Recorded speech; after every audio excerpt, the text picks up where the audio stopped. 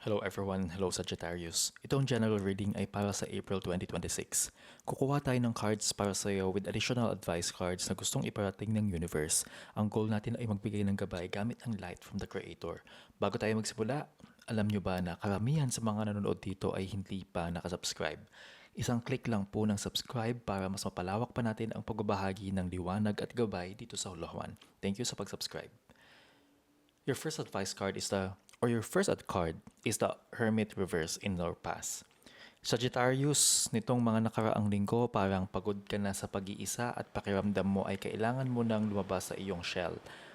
Ramdam yung kagustuhan mong ibahagi ang mga nalaman mong katotohanan sa ibang imbes na itago lang ito sa sarili mo. Minsan kasi Sagittarius, naging masyado kang malalim o kaya naman ay nag-isolate ka sa takot na hindi ka maintindihan ng iba.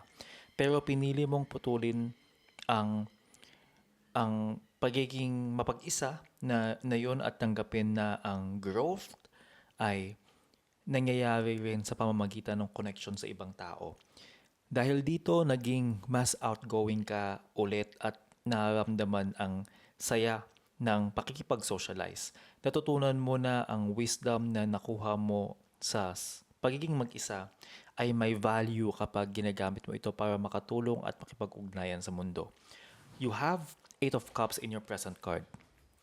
Ngayon naman, Sagittarius, parang may sitwasyon o relationship kang pinipiling iwanan dahil alam mong hindi na nakakadagdag sa iyong kasiyahan.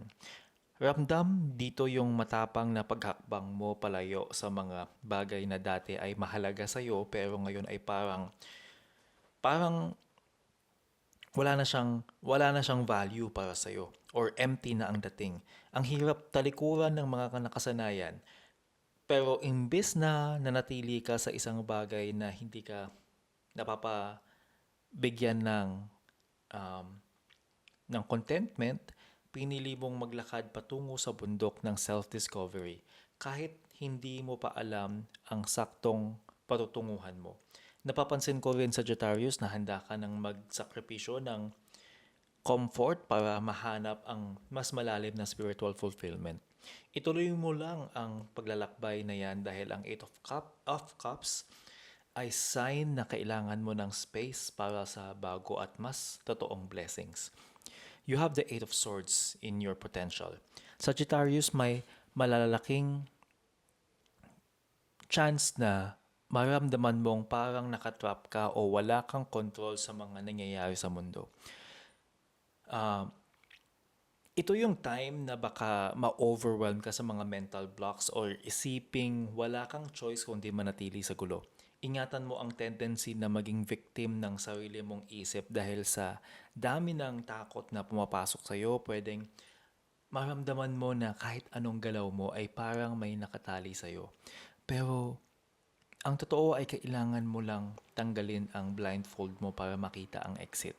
Kaya naman Sagittarius, asahan mo na kailangan ng extra na tapang para harapin ang mga mental traps na ito. Ito yung potential na mangyayari kung hahayaan mong ang mga limitations na sinasabi ng iba o ng sarili mo ang maging reality mo. You have the Ten of Pentacles. As your advice, para sa advice mo, Sagittarius, kailangan mong mag-focus sa pag-build ng iyong long-term stability at pagpapahalaga sa iyong mga roots. Oras na para tignan ang big picture pagdating sa finances at family legacy para masiguro mong solid ang iyong kinabukasan. Huwag kang mag-focus sa mga maiksing maiksing kita. Pag-isipin mo kung paano mo mapapakinabangan ang mga pinaghirapan mo sa loob ng mahabang panahon. Gamit mo ang mga resources mo ah, para ayusin ang iyong environment at mabigyan ng sapat na security ang mga mahal mo sa buhay. Mag-focus ka, Sagittarius, sa pagiging grounded at mapagbigay sa iyong community or pamilya. Isang solid na financial plan at pagpapahalaga sa tradisyon ang kailangan mo para maramdaman mong rich ka, hindi lang sa pera kundi sa contentment. You have the Two of Swords as your potential outcome. Kung hindi ka magiging decisive, Sagittarius, baka mauwi ka sa isang deadlock or uh, mas stuck ka sa isang sitwasyon kung saan hindi ka makapili sa dalawang importanteng na options. Pwedeng magkaroon ka ng feeling na parang gusto mong mag-shutdown muna dahil ayaw mong harapin ang katotohanan ng situation mo. Baka kasi maging ah, matigas ang paninindigan mo sa maling rason at mawala ang balanse ng emotions mo sa dulo ng buwan. May tendency rin na maging stagnant ang mga plano mo o hindi matuloy yung mga plano mo or parang walang nangyayari dahil sa takot na may masaktan ka sa mga gagawin mong desisyon. Ingatan mo rin, Saj, na hindi ka masyadong magbulag-bulagan sa mga signs na nasa harapan mo na. Siguraduhin mong nakikinig ka sa intuition mo para makagawa ng move na magtatapos sa tension at magbibigay sa iyo ng sapat na peace of mind. Kung nakatulong sa inyo ang reading na to, please subscribe, like, and huwag kalimutan na i-share sa mga kilala ninyo na kailangan ng reading. Maliit na bagay lang to support this channel. Sagittarius, your first advice card is ask for your needs to be met.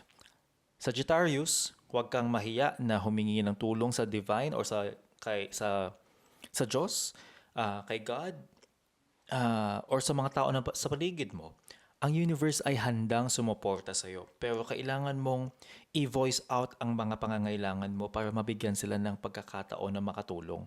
Tandaan mo, Sagittarius, na hindi mind reader ang universe o mga tao sa paligid mo. Sa pamamagitan ng pagiging klaro sa iyong mga gusto, mas mabilis na darating ang mga tamang resources at suporta na kailangan mo para sa iyong mga malalaking plano. Your next advice card is pay yourself first. Gawin mong priority ang sarili mong welfare. Sagittarius, lalo na pagdating sa finances at energy. Sa pag-save mo para sa future mo, pinapakita mo sa sarili mo na mahal mo at pinahahalagahan mo ang iyong long-term happiness. Huwag mong ubusin ang sarili mo sa pag-aalaga sa iba nang walang naitatabi para sa sarili mo. Sagittarius, ang self-care na aspeto ng finances ay magbibigay sa iyo ng sapat na freedom para mag-take ng risks sa future nang hindi ka kakabahan sa pera. Your next advice card is abundance. Sagittarius, alisin mo na ang ego's plan at maging open ka na ah, maging sandata para sa isang abundance.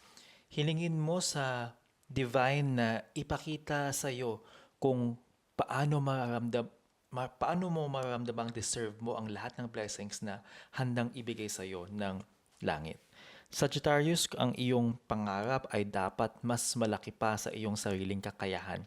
Sa sandaling bitawan mo ang kontrol at hayaan mong ang universe ang mag-lead, makikita mo kung gaano karaming pinto ang biglang bubukas na hindi mo inaakalang posible. Your next advice card is aging. Sagittarius, tandaan mo na ang soul mo ay walang limitasyon pagdating sa edad o restriction ng panahon. Punuin mo ang sarili mo ng joy at beauty dahil ikaw ay isang vessel ng divine, ng universe, ng Diyos, na laging puno ng energy at sigla. Huwag mong isipin na huli na ang lahat para sa iyo, Sagittarius. Ang iyong spirit ay forever young. Kaya gamitin mo itong time na to para mag-start ng bagong hobby or career path na talagang magbibigay sa iyo ng spark na matagal mo nang hinahanap. Your next advice card is Black Jaguar, an old soul. Walk with confidence and grace. Sagittarius, dahil may power ka na nanggagaling sa beyond. Mag-focus ka sa mga pangarap na gusto mong ma-manifest dahil may kakayahan kang gawing reality ang anumang maisip mo. Ikaw ay may wisdom ng iyong mga ancestors na kasama mo ngayon. Sagittarius, gamitin mo ang itong internal power mo para maging matapang sa iyong bawat desisyon dahil protektado ka at guided sa iyong paglalakbay patungo sa iyong success. You have Ram, perseverance. Sagittarius, wag kang susuko dahil ang talino mo ay kayang lampasan ang anumang problema. Gamit ang patience at perseverance, mararating mo ang rurok ng tagumpay na inaasahan mo. Basta't manatili kang matatag. Sagittarius, ang tagumpay ay para sa mga taong hindi tumitigil sa pag-akyat kahit mahirap ang daan.